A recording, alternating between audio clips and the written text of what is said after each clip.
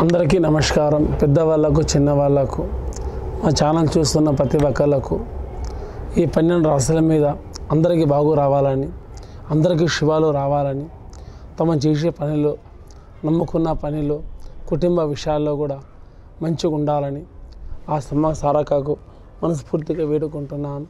ఆ 101 దేవతలు కూడా మీ జాతకాలు మంచిగా రావాలని కోరుకుంటున్నాను. ఈ మే నెల మీకు ఎట్లా ఉంది, ఎలాగుంది, ఈ 12 రాశుల మీద ఆ చిలకమ్మ ద్వారా ఏం తీస్తుందో చూద్దాం. వృశ్చిక రాశి మే నెల ఎట్లా ఉంది వాళ్ళ జాతకం చూడు చిలకమ్మ. ఈ నెల ఎట్లా ఉంది వాళ్ళ పేరు మీద, మే నెల ఎట్లా ఉంది వృశ్చిక రాశి పేరు మీద.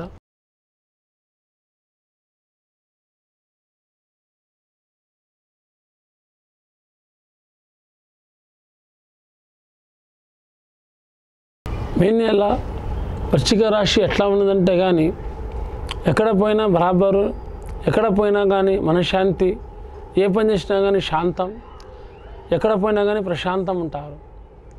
ఒకరికి తమ చేసే పనులు ఒకళ్ళకు అందించారు, ఒకళ్ళ పని ఇల్లు మాత్రం మొదలుపెట్టారు. వీళ్ళకు తోచిన పని చేసుకుంటూ పోతారు, అనుకున్న పనులు చూసుకుంటూ పోతారు, నమ్ముకున్న పనులు చేద్దామన్న పని చేస్తారు. వాళ్ళకు నచ్చని పని మాత్రం చేయరు.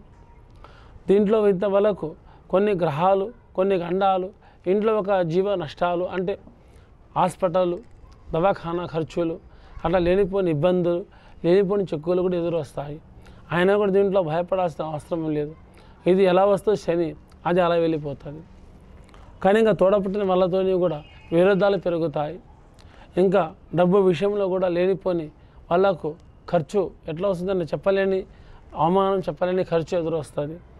ఇంకా ముందుకు చేసే ఉద్యోగంలో కూడా ఇబ్బందులు కూడా వస్తాయి.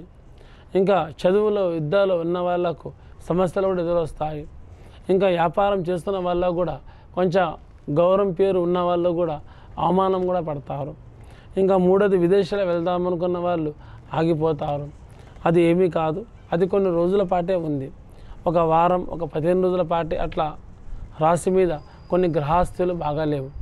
కానీ ఇల్లు అంతా ఒక మంచి శుభ్రంతో కడిగి ఇంటికి ప్రతి ఒక్క 5 వారాలు పూజ పాటిస్తే మీరు ఎవరికి ఏ మతానికి చెందిన వాళ్ళు ఉన్నా కూడా ఆ పూజ 5 వారాలు పాటించి ప్రతి ఒక్క రోజు అగరబత్తులు ముట్టించి దీపం పెట్టుకొని ఇంట్లో బరాబర్ పూజ చేసుకొని మీరు బయటికి వెళ్తే ప్రతి ఒక్క పనిలో, ప్రతి ఒక్క కుటుంబంలో, ప్రతి ఒక్క వ్యాపారంలో, ప్రతి ఒక్క చదువులో, ఉద్యోగంలో కూడా, మీ భార్య భర్తల్లో, ఇంకా మీకు సంతానం విషయంలో కూడా ఇలాంటి పనులు శివాలు అవుతాయి. ఇది ఒక 5 వారాలు మొదలుపెట్టేటప్పుడు మీ ఇంటి మీద ఉన్న గుమ్మడికాయ తీసేసి కొత్త గుమ్మడికాయ తెచ్చి కట్టండి. ఒక 5 రోజుల తర్వాత ఆ గుమ్మడికాయతోటి మీకు మంచి చెడు అన్నది మీకు ఏర్పడుతుంది.